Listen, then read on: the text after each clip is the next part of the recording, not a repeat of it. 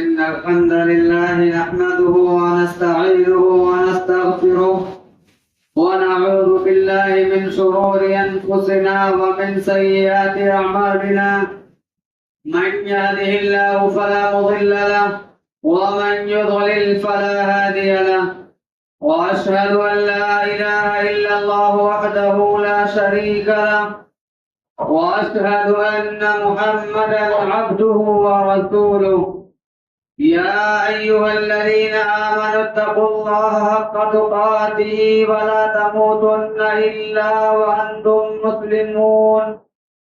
يا أيها الناس اتقوا ربكم الذي خلقكم من نفس واحدة وخلق منها زوجها وبث منهما رجالا كثيرا ونساء. واتقوا الله الذي تساءلون به والأرحام إن الله كان عليكم رقيبا. يا أيها الذين آمنوا اتقوا الله وقولوا قولا سديدا يصلح لكم أعمالكم ويغفر لكم ذنوبكم، ومن يطع الله ورسوله فقد فاز فوزا عظيما. أما بعد فإن خير الحديث كتاب الله، وخير الهدي هدي محمد صلى الله عليه وسلم، وشر الأمور محدثاتها وكل محدثة بدعة وكل بدعة ضلالة وكل ضلالة في النار. أعوذ بالله من الشيطان الرجيم. بسم الله الرحمن الرحيم. وما أصابكم من مصيبة فبما كسبت أيديكم ويعفو عن كثير. معزز حاضرین جمعہ، ہر طرح کی حمد و ثنا اللہ رب العالمین کے لیے لائق اور مناسب ہے، جو انسانوں کو ہر طرح کی پریشانی اور مصیبت سے نکال کر آسانی اور فرحت عطا کرتا ہے۔ بعدہ درود و سلام نازل ہو تمام نبیوں اور رسولوں پر، بالخصوص ہم سب کے پیارے نبی جناب محمد رسول اللہ صلی اللہ علیہ وسلم پر۔ اللہم صلی علیہ وبارک وسلم۔ آج کے خطبہ جمعہ کا جو ٹاپک ہے، جو عنوان ہے، وہ ہے مصیبتیں، پریشانیاں، آزمائشیں کیوں آتی ہیں، ان سے انسان دوچار کیوں ہوتا ہے، کیا یہ پریشانیاں آنا ہمارے لیے ضروری ہیں، یا یوں ہی اللہ رب العالمین نے ہماری زندگیوں کے اندر ان کو رکھا ہے۔ اللہ رب العالمین کہتا ہے وَمَا أَصَابَكُم مِّن مُّصِيبَةٍ، کہ تمہارے اوپر کوئی پریشانی نہیں آتی ہے، فَبِمَا كَسَبَتْ أَيْدِيكُمْ، بلکہ جو بھی تمہارے اوپر پریشانی آتی ہے وہ تمہارے اپنے عملوں کا نتیجہ ہوتا ہے، وہ تمہارے کرتوتوں کا نتیجہ ہوتا ہے۔ آگے اللہ کہتا ہے وَيَعْفُو عَن كَثِيرٍ، لیکن بہت ساری نافرمانیاں، بہت سارے گناہ اللہ رب العالمین معاف کر دیتا ہے۔ اگر اللہ رب العالمین تمام گناہوں کی سزا دے دے تو ہم اس کو برداشت نہیں کر سکتے، ہم اس کو سہن نہیں کر سکتے۔ جب ہم نے اللہ رب العالمین کے احکامات کو چھوڑ دیا تو اللہ نے بھی ہمیں چھوڑ دیا۔ جب ہم نے اللہ کے حدود کو توڑ دیا تو اللہ نے ہم سے اپنا رشتہ اور ناطہ توڑ لیا۔ جب ہم نے قرآن کو پسے پشت ڈال دیا تو اللہ نے ہمارے اوپر ذلت و رسوائی تھوپ دی۔ جب ہم نے اپنے مالوں میں اللہ کا حق نہیں نکالا تو اللہ نے ہمارے مالوں سے برکت کو اٹھا لیا۔ جب ہم نے فقراء کو، مساکین کو ان کا حق نہیں دیا تو پھر اللہ رب العالمین نے ہمارے مالوں کے اندر سے برکت کو اٹھا لیا، اور اس کے اندر ہم کو، ہمارے رزق کے اندر اللہ رب العالمین نے تنگی ڈال دی۔ اور یہ کیوں ہوا؟ اللہ نے ہم سے رشتہ کیوں توڑا؟ پہلے ہم نے اللہ سے رشتہ توڑا. یہ سبب ہے اللہ کا ہم سے اپنا رشتہ توڑنے کا، کیونکہ ہم نے پہلے اللہ سے اپنے تعلق کو ختم کیا. ہمارے اوپر ذلت کیوں آئی؟ کیونکہ ہم نے پہلے قرآن سے، ہم نے رسول سے رشتہ توڑا، اس لیے ہمارے اوپر ذلت اور رسوائی آئی. تو سب سے پہلے یہ بات ہم کو جاننا ضروری ہے کہ یہ جو ہمارے اوپر پریشانیاں، مصیبتیں، آزمائشیں آتی ہیں، ان کے مقاصد کیا ہیں. بھائی کسی چیز کا کوئی نہ کوئی مقصد ہوتا ہے کہ اللہ ہم کو ایسے پریشان کرے گا. اللہ تو کہتا ہے ما یفعل اللہ بعذابکم ان شکرتم وآمنتم، اگر تم لوگ شکر گزاری کرو، ایمان لے آؤ، تو اللہ کو تم کو عذاب دینے کی کچھ نہیں ہے. اللہ کو کیا پڑی ہے کہ تم کو عذاب دے گا؟ اللہ کیا کرے گا تم کو عذاب دے کر کے؟ تو اس کے کچھ مقاصد ہیں، اس کے کچھ مقاصد ہیں. اللہ رب العالمین جو ہم کو آزماتا ہے، سورہ عنکبوت کھولتے ہیں، اسٹارٹنگ میں ہم کو مل جاتا ہے. اللہ کہتا ہے احسب الناس ان يتركوا ان يقولوا آمنا وهم لا يفتنون، کیا لوگوں نے یہ گمان کر لیا ہے، کیا لوگوں نے یہ سوچ رکھا ہے کہ ہم صرف یہ کہتے ہیں کہ ہم اللہ پر ایمان لے آئے، ہم کو چھوڑ دیا جائے گا؟ ایسا نہیں ہے. احسب الناس، کیا لوگوں نے یہ گمان کر رکھا ہے ان يتركوا، وہ چھوڑ دیے جائیں گے، ان يقولوا آمنا، اس بات پر کہ وہ کہتے ہیں کہ ہم ایمان لے آئے؟ ایسا نہیں ہے. وَهُمْ لَا يُفْتَنُونَ، کیا وہ آزمائے نہیں جائیں گے؟ ضرور، پھر ضرور وہ آزمائے جائیں گے. آزمائش کی چکی میں ان کو پسنا پڑے گا اور آزمائش کی راہ سے ان کو گزرنا ہوگا. اللہ کہتا ہے وَلَقَدْ فَتَنَّا الَّذِينَ مِن قَبْلِهِمْ فَلَيَعْلَمَنَّ اللَّهُ الَّذِينَ صَدَقُوا وَلَيَعْلَمَنَّ اللَّهُ الْكَاذِبِينَ، کہ اللہ نے تم سے پہلے لوگوں کو بھی آزمایا ہے، اور یہ اس لیے تاکہ اللہ جان لے کہ تم میں سچا کون ہے اور جھوٹا کون ہے. حالانکہ اللہ کو تو پہلے سے معلوم ہے کہ سچوں میں کون ہے اور جھوٹوں میں کون ہے، لیکن اللہ تمہارے عملوں سے، ہم سب کے عملوں سے یہ جاننا چاہتا ہے کہ اللہ اور اس کے رسول کی تصدیق کرنے والا کون ہے اور جھٹلانے والا کون ہے. اور اللہ نے یہ بھی بتا دیا کہ تم آزمائے تو جاؤ گے، لیکن کیسے آزمائے جاؤ گے یہ بھی بتا دیا. اللہ کہتا ہے وَلَنَبْلُوَنَّكُمْ بِشَيْءٍ مِّنَ الْخَوْفِ وَالْجُوعِ وَنَقْصٍ مِّنَ الْأَمْوَالِ وَالْأَنفُسِ وَالثَّمَرَاتِ وَبَشِّرِ الصَّابِرِينَ. اللہ کہتا ہے کہ ہم تم کو خوف کے ذریعے سے آزمائیں گے، بھوک کے ذریعے سے آزمائیں گے، مالوں کے اندر نقصان کر کے آزمائیں گے، تمہارے کسی قریبی کو موت دے کر کے آزمائیں گے، ہر طریقے سے ہم تم کو آزمائیں گے. اور آگے کے کہا وَبَشِّرِ الصَّابِرِينَ، اور صبر کرنے والوں کو، اے ہمارے نبی صبر کرنے والوں کو خوشخبری دیجیے. خوشخبری، صبر کرنے والے کون ہیں؟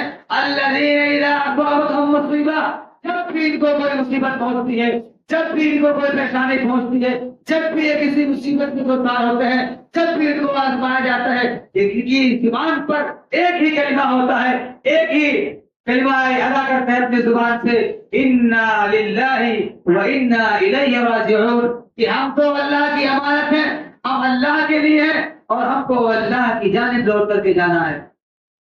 یہ صبر کرنے والوں کی نشانی اللہ نے بتا دی. اس صبر کون کرے گا؟ صبر وہی کرے گا. خوشخبری اسی کے لیے ہے جو ہر مصیبت پہ کہہ دے انا للہ و انا الیہ راجعون، کہ ہم اللہ کی امانت ہے اور ہم سب کو اللہ کی طرف لوٹ کر کے جانا ہے.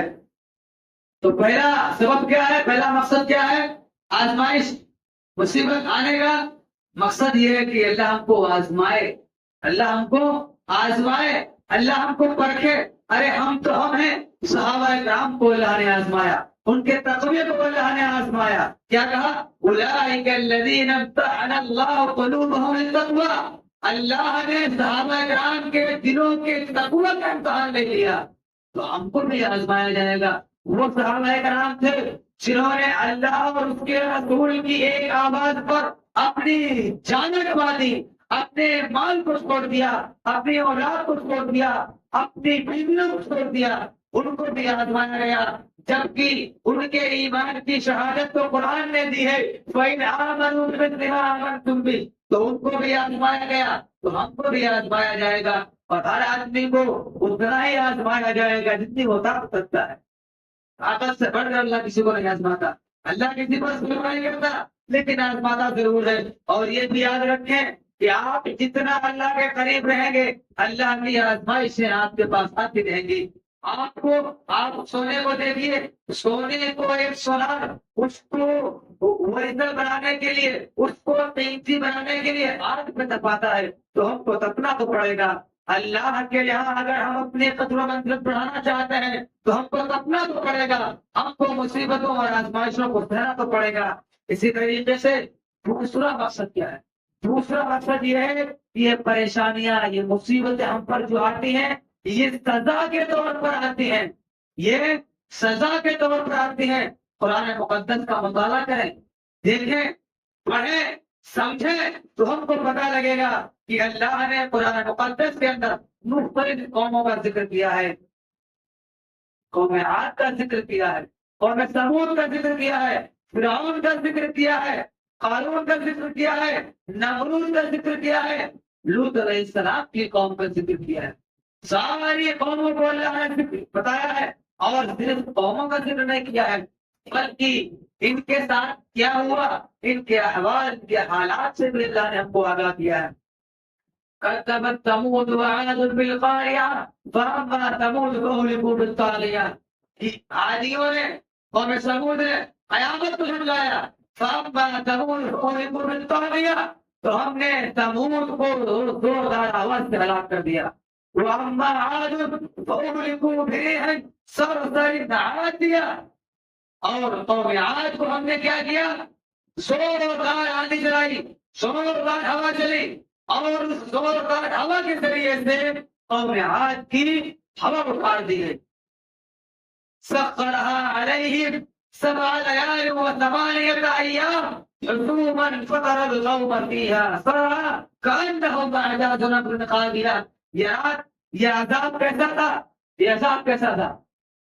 سخرها عليهم 7 ليال و8 أيام, 7 رات اور 8 دن مسلسل نان اسٹاپ یہ ہوا دو پر چلتی رہی. اور یہ ایسی ہوا تھی کہ جس کے کان سے ٹکراتی تھی کان کے پردے دوسری آوازوں کو سننے سے قاصر ہو جاتے تھے, گر جاتے تھے زمین کے اوپر. ان کے اندر تاب نہیں تھی, یہ زمین کے اوپر بے تحاشا گر پڑتے تھے اور مر جاتے تھے. اللہ نے ان کا نقشہ کھینچا اور بتلایا کیا کہا, کأنهم أعجاز نخل خاوية, کہ یہ کھجور کے کھوکھلے تنے کی طرح ہو گئے. کھجور کا کھوکھلا تنا, کھجور کے تنے کو آپ زمین میں ڈالیے, اس کے بعد دیکھیے اس کے اندر سے ریشے نکلتے ہیں لیکن لکڑی کی مضبوطی نہیں ہوتی ہے. گویا کہ یہ کھجور کے کھوکھلے تنوں کی طرح ہو گئے, ان کے اندر تاب نہیں ہے. اور اتنا ہی نہیں, آگے کہتا ہے اللہ رب العالمین فَهَلْ تَرَىٰ لَهُم مِّن بَاقِيَةٍ, کیا تم کسی عادی کو, قوم عاد کو پورے زمین پر باقی دیکھتے ہو؟ کوئی ہے؟ اگر ہم ایسا کریں گے تو ہمارے ساتھ بھی ہو سکتا ہے. اور یہ مقصد اللہ رب العالمین کا ہم کو بتانے کا کیا ہے کہ جو تم سے پہلے لوگوں نے کیا یہ غلطی کبھی تم مت دہرانا, اس داستان کو تم مت دہرانا, ورنہ تمہارے ساتھ بھی وہی کچھ ہو سکتا ہے جو تم سے پہلے والوں کو ہوئی. اور سب کچھ ذکر کرنے کے بعد اللہ نے کیا کہا, اللہ نے کہا فَعَصَوْا رَسُولَ رَبِّهِمْ فَأَخَذَهُمْ أَخْذَةً رَّابِيَةً. فَعَصَوْا رَسُولَ رَبِّهِمْ, ان لوگوں نے اپنے رب کے رسول کی نافرمانی کی تھی, اپنے رب کے رسول کی نافرمانی کی تھی, اس لیے اللہ نے ان کو زوردار پکڑ رکھا ہے. اور جب اللہ رب العالمین پکڑ لے تو کچھ لانے والا ہے, إِنَّ بَطْشَ رَبِّكَ لَشَدِيدٌ, تیرے رب کی پکڑ بہت سخت ہے. تو ان کا گناہ کیا تھا, کیا تھا ان کا گناہ, ان لوگوں نے اپنے رب کے رسول کو جھٹلایا تھا. رسول کو جھٹلانا یہ کوئی معمولی بات نہیں, اس کا انجام بہت برا ہے. پھر آگے رب العالمین اسی کے نقشے کو کھینچتے ہوئے کہتا ہے فَإِذَا نُفِخَ فِي الصُّورِ نَفْخَةٌ وَاحِدَةٌ, جب سور کے اندر ایک پھونک مار دی جائے گی, جب سور کے اندر ایک پھونک مار دی جائے گی, اذا نفخ فی الصور نفخۃ واحدہ وحملت الارض والجبال فدکتا دکۃ واحدہ, زمین کو پہاڑ سمیت اٹھا دیا جائے گا اور ایک ہی ٹکر میں اس کو تباہ کر دیا جائے گا.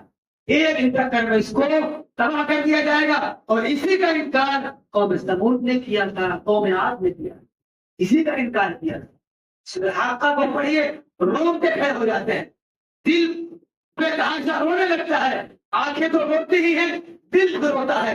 اللہ نے کیا نقشہ کھینچا, کیا نقشہ کھینچا. اور اسی صورت کے اندر اللہ نے کیا کہا کہ جس کا نام اعمال دائنے ہاتھ میں مل گیا, وہ کہتا پھرے گا یہ میرا نام اعمال ہے, لو اس کو پڑھو. اور اس سے کہا جائے گا جنت کے باغوں میں خوش ہو جاؤ. یہ اس کا نتیجہ ہے جو کیا کرتے تھے. اور جس کا نام اعمال بائیں ہاتھ میں ملا, وہ کیا کہے گا, یا لیتنی لم اوت کتابیہ, کاش مجھے میرا نام اعمال نہ ملتا, کاش مجھے میرا نام اعمال نہ ملتا. اور آگے کہے گا ہلک عنی سلطانیہ, جس کے لیے ہم پریشان تھے, یہ بادشاہت, یہ مال و ثروت, یہ اولاد, یہ مال, یہ متاع, یہ دنیا, جس نے ہم کو ہلاک کر دیا. ہلک عنی سلطانیہ, اللہ کہے گا خذوہ فغلوہ, اس کو پکڑو اور رسیوں میں جکڑ لو, اس کو پکڑو اور رسیوں میں جکڑ لو. میرے بھائیو, یہ کیوں ہوا؟ یہ اللہ کے رسول کی نافرمانی کی وجہ سے. کیوں ہوا؟ رسول کی نافرمانی کی وجہ سے. اچھا, اور اتنا ہی نہیں, بلکہ آپ فجر پڑھیے, اللہ کہتا ہے الم تر کیف فعل ربک بعاد, تم نے قوم عاد کو نہیں دیکھا, تمہارے رب نے اس کے ساتھ کیا کیا. ارم ذات العماد, بڑے بڑے سوروں والے تھے یہ لوگ, التی لم یخلق مثلها فی البلاد, اس جیسی مخلوق اللہ نے پیدا ہی نہیں کی دنیا کے اندر. ثمود الذین جاءوا بالصخرۃ بالواد, اور ثمود کو نہیں دیکھا, پتھروں کو, پہاڑوں کو تراش کر گھر بنایا کرتے تھے. آخر میں کیا ہوا ان کے ساتھ؟ کیا ہوا؟ فصبر علیہم ربک صبرا علی, ان کے اوپر اللہ نے کون کا عذاب نازل کر دیا اور تباہ کر دیا ادھر. تو کیا اس تاریخ کو ہم پھر سے دہرانا چاہتے ہیں؟ یہ تمام واقعات اللہ نے بتا کر کے ہم کو متنبع کر دیا ہے کہ میرے بندو, تم یہ غلطی مت دہرانا, تم یہ غلطی مت دہرانا, ورنہ تمہارے ساتھ بھی اللہ رب العالمین آزمائش, پریشانی, مصیبتوں کا سامنا تم کو کرنا پڑ سکتا ہے. اور تیسرا سبب کیا ہے؟ تیسرا سبب یہ ہے کہ اللہ رب العالمین اپنے بندوں کو تنبیہ کے طور پر پریشانیوں میں مبتلا کرتا ہے. اللہ کہتا ہے ظہر الفساد فی البر والبحر بما کسبت ایدی الناس لیذیقہم بعض الذی عملوا لعلہم یرجعون. اس دنیا کے اندر خشکی میں, تری میں, زمین پر کہیں بھی جو فساد دیکھ رہے ہو, جو بے چینی ہے, بے سکونی ہے, انتشار ہے, خلفشار ہے, پریشانی ہے, امن و امان نہیں ہے, آدمی ہر طریقے سے پریشان ہے. کیوں ہے؟ بما کسبت ایدی الناس, لوگوں کے کرتوتوں کا نتیجہ ہے, ان کی بدعملیوں کا نتیجہ ہے. لیذیقہم بعض الذی عملوا, اللہ یہ ان کو بعض ان کے عملوں کا مزہ چکھاتا ہے. کیوں؟ لعلہم یرجعون, تاکہ یہ لوگ اپنے رب کی جانب پلٹیں, اپنے رب کی جانب لوٹیں. تو تنبیہ کے طور پر ہم کو پریشانیوں سے, آزمائشوں سے, مصیبتوں سے دوچار ہونا پڑتا ہے. تو قرآن کریم نے کتنے مقاصد بتلائے؟ 3 مقاصد. پہلا مقصد کیا ہے؟ اللہ رب العالمین آزماتا ہے. پریشانیاں کیوں آتی ہیں؟ آزمائش کے طور پر. دوسرا, ہمارے گناہوں کی سزا کے طور پر. اور اللہ کہتا ہے وَيَعْفُو كَثِيرٌ, تمام گناہوں کی سزا نہیں ہے یہ, تمام گناہ تو معاف کر دیتا ہے. وَيَعْفُو كَثِيرٌ, تمام گناہ تو معاف کر دیے جاتے ہیں. بعض گناہوں کی سزا ہے یہ, بعض گناہوں کی تو سزا کے طور پر آتے ہیں. اور تیسرا مقصد کیا بتایا اللہ نے کہ تم کو اس لیے پریشانی آتی ہے, اس لیے آزمائش کو تم کو مبتلا کیا جاتا ہے تاکہ تم گناہوں کو چھوڑ کر اپنے رب کی طرف رجوع کرو اور اپنے گناہوں سے توبہ کرو. 3 مقاصد تھے پریشانیاں آنے کے. ان کے سبب کیا ہے, وجوہات کیا ہے؟ ایسا تو نہیں ہے کہ صرف مقاصد بیان کر کے چھوڑ دیا جائے, ان کا سبب بھی بتایا جائے گا. اللہ نے, رسول نے ان کا سبب بھی بتایا ہے. صرف اتنا کہہ دیا کہ تمہارے عملوں کا نتیجہ ہے.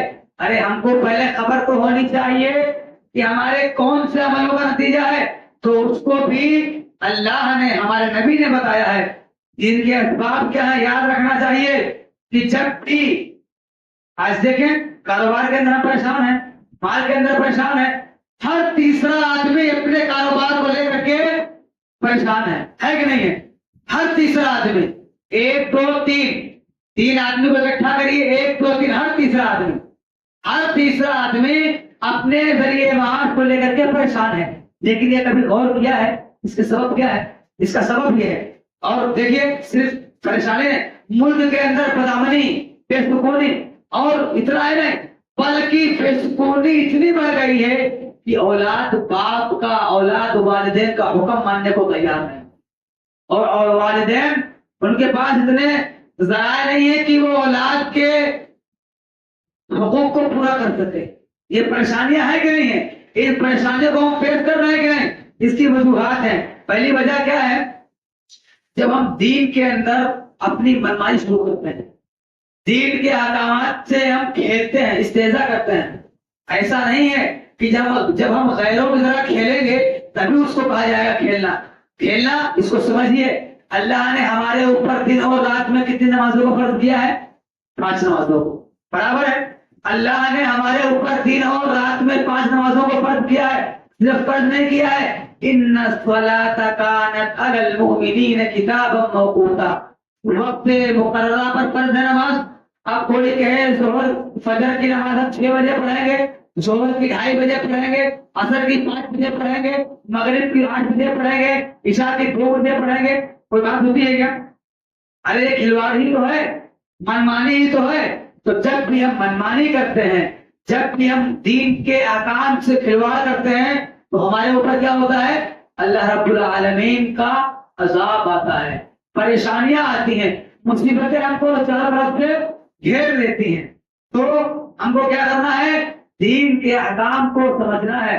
اور جمعہ کے دن دیکھ لیجئے, خطیب منبر کے اوپر چڑھ جاتا ہے, خطبہ شروع ہو جاتا ہے, 2 4 5 10 لوگ رہتے ہیں, باقی لوگ گھر میں ہیں, اپنی دکانیں بند کر رہے ہیں, اپنے ذریعے معاش میں لگے ہیں. ارے ایسے رزق کا, ایسے معاش کا, ایسی دولت کا کیا کرو گے کہ جس دولت کے مالک کو تم نے نہیں پہچانا ہے, اس دولت کا کیا کرو گے؟ اس دولت کا ہم کیا کریں گے جس دولت کے مالک کو ہم نے نہیں پہچانا؟ ہم دولت کو سمیٹنے کے لیے پوری توجہ سے لگے ہوئے ہیں, اور مالک ہم سے روٹھ جائے, ناراض ہو جائے, دولت آئے گی؟ ارے دولت آ سکتی ہے. ایک چھوٹی سی مثال ہے, ایک آدمی ہے, وہ گاڑی کا مالک ہے, ایک ڈرائیور ہے اور ایک بھاڑے والا آدمی ہے. اگر بھاڑے والا آدمی کی دوستی ڈرائیور سے ہے, مالک سے کوئی کنیکشن نہیں ہے, تو کیا مالک سے کنیکشن نہ ہونے کی بنا پر وہ ڈرائیور آپ کا بھاڑا پہنچائے گا؟ ممکن ہے کیا؟ نہیں پہنچا سکتا جب تک کہ مالک کی طرف سے اس کو سگنل نہ مل جائے. ایسا ہے کہ جب مالک بولے گا تب ڈرائیور لے جائے گا. تو ایسے رزق کا, ایسی دولت کا میرے بھائی کیا کریں گے ہم جس کے مالک سے ہمارا کوئی رشتہ نہیں ہے؟ تو دین کے اندر کھلواڑ کریں گے, دین سے مذاق کریں گے تو کیا ہوگا؟ آزمائے جائیں گے, پریشانیاں آئیں گی. اسی طریقے سے جب دین کے اندر ہم منمانی شروع کر دیں, کچھ باتوں کو لے لیں, کچھ باتوں کو چھوڑ دیں. اللہ کیا کہتا ہے؟ أفتؤمنون ببعض الكتاب وتكفرون ببعض فما جزاء من يفعل ذلك منكم إلا خزي في الحياة الدنيا ويوم القيامة يردون إلى أشد العذاب. کہ تم یہ گمان کرتے ہو کہ بعض چیزوں پر تم ایمان رکھو, بعض چیزوں کو چھوڑ دو. أفتؤمنون ببعض الكتاب وتكفرون ببعض فما جزاء من يفعل ذلك منكم إلا خزي في الحياة الدنيا. تو ایسا کرنے سے دنیا میں بھی مصیبت ہے, آخرت میں تو ہے ہی. دنیا کے اندر رسوا کرنے والا عذاب ہے. رسوا سمجھتے ہیں, ذلت سمجھتے ہیں. رسوائی, ذلت, اس کو دونوں کے اندر باریک سا فرق ہے. ایسی رسوائی, ایسی ذلت جو لوگوں کے سامنے آدمی چہرہ دکھا سکے, تو دنیا کے اندر بھی رسوائی, اور آخرت میں تو ہے ہی. آخرت میں کیسی ہے؟ ایک آدمی آپ کے پاس بڑی امید سے آ رہا ہے کہ ہم کو حضرت کچھ نوازش کریں گے, کچھ ہم کو دیں گے, اور وہ آدمی کیا کہے؟ جہاں سے تو آیا ہے وہی پلٹ جا, جہاں سے تو آیا ہے وہی پلٹ جا. میرے مجمع کے اندر ایسے کہہ دیا جائے, اس کو عزت رہے گی؟ بڑی امیدوں سے آ رہا تھا. ایسا ہے اگر ہم دین کے اندر منمانی کر رہے ہیں, کیا ہوگا؟ یردون الی اشد العذاب, پلٹ جا سخت عذاب کی طرف. کہاں پلٹ جا، سخت عذاب میں پلٹ دیے جائیں گے ہم لوگ. کیوں؟ دین کے اندر منمانی کرنے کی وجہ سے. اسی طریقے سے جب قرآن سے ہم دوری اختیار کرتے ہیں تو ہم کو دو چار ہونا پڑے گا. آج کتنا نوجوان ہے ایئرپورٹ لگائے ہیں، گلے کے اندر بلوٹوتھ لٹک رہا ہے، گانے سن رہے ہیں، فلمی اسٹار کے تلاش سن رہے ہیں، اور اللہ کیا کہتا ہے وَمَنْ أَعْرَضَ عَنْ ذِكْرِي فَإِنَّ لَهُ مَعِيشَةً ضَنكًا وَنَحْشُرُهُ يَوْمَ الْقِيَامَةِ أَعْمَىٰ. اللہ کیا کہتا ہے؟ جس نے ہمارے ذکر سے راز کیا فَإِنَّ لَهُ مَعِيشَةً ضَنكًا، اس کی معیشت کو ہم تنگ کر دیں گے، معیشت تنگ ہو جائے گی. بھاگو پیسے کے لیے، بھاگو کتنا بھاگو کہاں جاؤ گے؟ بھاگ کر اللہ کی زمین کے آگے میں جاؤ گے؟ نہیں جا سکتے نا. کیوں؟ اللہ کے ذکر سے راز کرو گے، معیشت تنگ کر دی جائے گی. یوم القیامت اور قیامت کے دن اس کو اندھا کر کے اٹھایا جائے گا، اندھا کر کے، کچھ نہیں دیکھے گا. کیا ہے؟ کچھ بھی دکھے گا نہیں اس کو. اور رب فی الحشر وہ کہتا پھرے گا اے رب، اے اللہ، دنیا میں تمہیں دیکھتا تھا، تو نے مجھے اندھا کیوں اٹھایا؟ وقد كنت بصيرا، کہا جائے گا قال كذلك اتتك آياتنا فنسيتها وكذلك اليوم تنسى. اتتك آياتنا، تیرے پاس میری آیتیں آتی تھی تو ان کو بھلا لیتا تھا، آج میں نے مجھے بھلا دیا. جا جتنا جائے گا جا، کوئی پرواہ نہیں کی جائے گی تیری. اور آگے کہا اشد عذاب ہوگا، سخت ترین عذاب ہوگا. تو دین کے اندر منمانی کریں گے عذاب آئے گا، قرآن سے دور اختیار کریں گے عذاب آئے گا. اور ابن عباس رضی اللہ تعالی عنہ نے اس آیت کریمہ ومن الناس من یشتری الحدیث کی تفسیر میں کہا ہے کہ اس سے گنا یعنی گانا اور میوزک کس کو شور میں ہو سکتا ہے. یہ کس نے کہا ہے؟ مفسر قرآن ابن عباس رضی اللہ تعالی عنہ نے کہا. انہوں نے کہا یہ دین کے زبردست عالم تھے. انہوں نے کہا کہ اس آیت کریمہ کا مطلب کیا ہے؟ مطلب یہ گانا میوزک. اسی طریقے سے جب اپنی اصلاح چھوڑ دیتے ہیں تو ہم کو ان سے تو کرنا پڑتا ہے. اللہ کہتا ہے ذالک بأن اللہ لم یکن مغیرا نعمتا انعمها علی قوم حتی یغیروا ما بانفسهم. اللہ رب العالمین کبھی بھی کسی قوم کی نعمت کو نہیں چھینتا، نہیں بدلتا. نعمت ہمارے پاس ہے، اس کو بچانے میں نہیں بدلتا. کب تک؟ جب تک کہ خود بندہ اپنی حالت کو تبدیل نہ کر دے. اللہ کی اطاعت پہ تھا، شیطان کی اطاعت پہ لگ گیا، اپنی حالت کو بدلا، اللہ نے اس کی حالت کو بدل کر کے رکھ دیا. اللہ کہتا ہے مائے فرض کو بھی آزاد تمہیں شکر تم آمن کو، شکر گزاری کرو، ایمان لاؤ تو اللہ تم کو ذات دے کر کیا کرے گا؟ اللہ تم کو، ارے اللہ ہم سے بہت محبت کرتا ہے. ہم اپنے بچوں سے محبت کرتے ہیں کہ نہیں؟ آپ کا بچہ آپ کی تمام باتوں کو مانے، آپ اس کو کبھی ڈانٹیں گے کبھی ماریں گے؟ جب آپ نہیں ڈانٹ سکتے، آپ کی محبت تو اللہ کی محبت کے مقابلے میں کچھ بھی نہیں ہے، تو پھر اللہ تم کو آزاد دے کر کے، ہم کو آزاد دے کر کے کیا کرے گا؟ اللہ تو کہتا ہے لئن شکرتم لأزیدنکم، شکر گزاری کرو تو بہت بڑھا کر کے دیں گے ہم. تو ناشکری بھی بہت بڑی پریشانی ہے، بہت بڑا سبب ہے ہمارے اوپر پریشانی آنے کا. اچھا، اور ناشکری کی وجہ سے بھی پریشانیاں آتی ہیں. اللہ کیا کہتا ہے ضرب اللہ مثلا قرية كانت آمنة مطمئنة يأتيها رزقها رغدا من كل مكان. اللہ رب العالمین نے ایک بستی کی مثال بیان کرتا ہے، لیکن بستی کا نام نہیں لیا گیا ہے. تو اس بستی کو ہر آدمی اپنی بستی کے اوپر محمول کر سکتا ہے. آپ یوم مال کو بھی اس بستی کے اوپر محمول کر سکتے ہیں.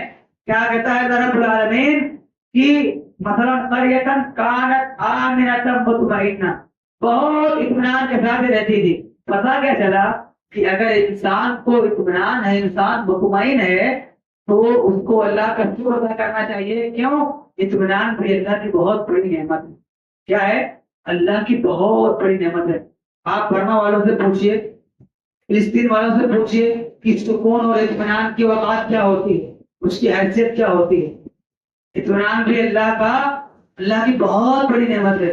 اور اللہ کہتا ہے رغدا من کل مکان، چاروں طرف سے کیا رزق آتا تھا. ان لوگوں نے کیا کیا؟ فکفرت بانعم اللہ، اللہ کی نعمتوں کا کیا کیا؟ ان کی ناشکری کو انکار کیا. فَأَذَاقَهَا اللَّهُ لِبَاسَ الْجُوعِ وَالْخَوْفِ، تو اللہ نے ان کے اوپر خوف اور بھوک کا لباس پہنا دیا. ہم لباس پہنے ہوئے کھڑے ہیں ابھی، ہمارا بدن پورا بند ہے، ہمارا بدن دکھ رہا ہے کیا؟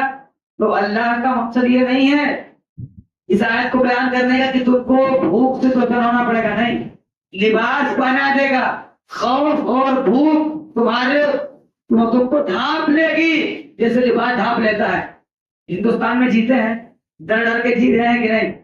اپنے دل کے اوپر ہر آدمی ایمان کے ساتھ ہاتھ رکھ کے بتائے ڈر ڈر کے جی رہے ہیں کہ نہیں؟ کیوں جی رہے ہیں؟ اللہ کے اوپر ایمان مضبوط نہیں ہے، اس کی نعمتوں کا ہم نے انکار کیا ہے، شکریہ ادا نہیں کیا ہے، اس لیے. اور اسی طریقے سے اللہ رب العالمین جب ناشکری کرو گے تو ہم کو خوف کا اور بھوک کا لباس بنائے گا. بھوک کا مطلب یہ نہیں کھانا نہ ملے. آج ہمارے سماج میں بہت سے ایسے لوگ ہیں، بہت پیسہ ہے، بہت اچھا کھاتے ہیں، اولاد کھا رہی ہے، باپ بھوکا ہے. کیوں؟ باپ کو شوگر کی مرض ہے، شوگر کا پیشنٹ ہے، کینسر کا پیشنٹ ہے، ہارٹ کا پرابلم ہے، اس کو نہیں کھا سکتا، وہ تمام چیزیں آئلی چیزیں نہیں کھا سکتا. کیوں؟ یہ بھی کیوں؟ اس وجہ سے کیونکہ ہم نے اللہ کے فرامین سے منہ موڑا ہے، تو ہم کو پریشانیوں کا سامنا تو کرنا پڑے گا. آخر میں ایک بات بتا کر کے بات کو ختم کروں گا. آخر میں یہ ہے کہ اللہ کے نبی نے بتایا تھا کہ ہماری قوم، ہماری امت کے اندر ایک قوم ایسی آئے گی اس کے بعد مال و دولت بہت ہوگا، اور اس نے جو ہے یستحلون الحر والحریر، ریشم کو اس نے جو ہے جائز سمجھ رکھا ہوگا. شراب کو نام بدل بدل کے پیے گی اور کہے کہ اس میں کیا ہوتا ہے، شراب کو بھی حلال سمجھیں گے، اور اسی طریقے سے ریشم کو بھی حلال سمجھیں گے. آخر میں اللہ کے نبی نے ان کی صفت بتائی کہ جب لوگ ان کے پاس آئیں گے پریشان حال لوگ کہ کچھ میری مدد کرو، تو یہ کیا کہیں گے؟ ارجی الی الغد، لوٹو کل آنا. حالانکہ کل آنے کا کوئی سبب نہیں ہوگا، لیکن زبردستی کیا بولیں گے؟ جاؤ کل آنا. آگے اللہ کے نبی نے کیا کہا کہ ان کے اوپر اللہ کیا کرے گا؟ پہاڑ کو گرا دے گا، ان کے اوپر پہاڑ کو گرا دے گا. آگے فرمایا کہ ان کے اندر دو بری خصلتیں ہوں گی، دو بری خصلتیں. ان کو اللہ بندر اور سور بنا دے گا. بندر اور سور کا مطلب یہ نہیں کہ صرف ان کی شکل بندر سے اور سور میں تبدیل ہو جائے. محققین نے بتایا ہے کہ بندر ایک ایسا جانور ہے کہ اس کے اندر فحاشی کوڑ کوڑ کے بھری ہوتی ہے، فحاشی کوڑ کوڑ کے بھری ہوتی ہے. یہ سماج کے اندر کہیں پر بھی یہ غلط کام کرنے لگ جاتا ہے. یہ محققین نے بتایا ہے.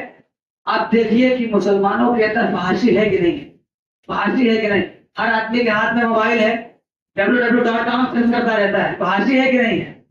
چار آدمی بیٹھے ہیں، اتنی گندی گندی باتیں کرتا ہے، اور وہ اسی کی میجورٹی کے لوگ ہوتے ہیں. ایسا کہ نہیں ہے؟ تو یہ وقت آ گیا ہے، ہمارے نبی کی پیشی گوئی ہو رہی ہے. اور سورج کے بارے میں محققین نے بتایا ہے یہ ایسا جانور ہے کہ یہ اپنی سگی ماں سے بھی منہ کالا کرنے میں آر محسوس نہیں کرتا ہے. آپ دیکھیے اخبارات پڑھتے ہوں گے، فرنٹ پیج پہ کیسی کیسی خبریں سے ہم لوگ، ہماری آنکھیں پڑھتی ہیں. کیا کیا پڑھتی ہیں؟ کہ بھائی نے بہن سے، چچا نے بھتیجی سے، پتہ رہتا ہے کہ نہیں پڑھتے رہتے ہیں. تو ایسا وقت آ جائے گا. کیوں آ جائے گا؟ جی اللہ نے کہا ہے رسول حقہ کے اندر فَعَصَوْا رَسُولَ رَبِّهِمْ فَعَقَرَهُمْ خِسْرًا.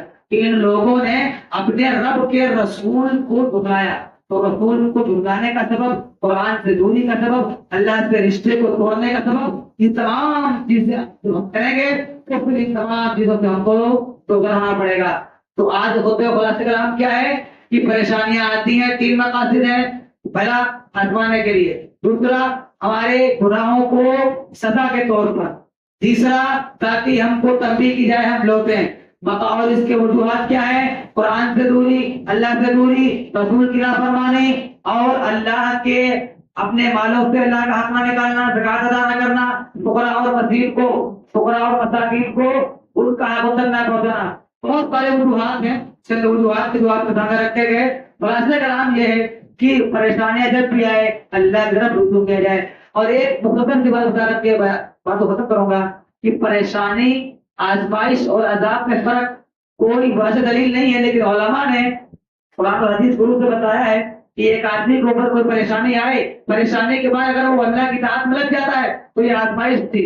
لیکن اگر پریشانی کے بعد وہ اسی اپنے ڈرنے پر چلتا رہتا ہے تو یہ اس کے لیے عذاب ہے. یہ مختصر سی اللہ کے دین کے علماء نے یہ بات بتائی ہے کہ اگر پریشانی کے بعد اللہ لگ جاتا ہے تو یہ آزمائش ہے، اور اگر اپنے پرانا راستہ پہ چلتا رہتا ہے تو یہ عذاب ہے۔ اللہ رب العالمین سے دعا ہے ہمیں اللہ رب العالمین اپنے دین کے اوپر قائم رکھے، یا مقلب القلوب ثبت قلبی علی دین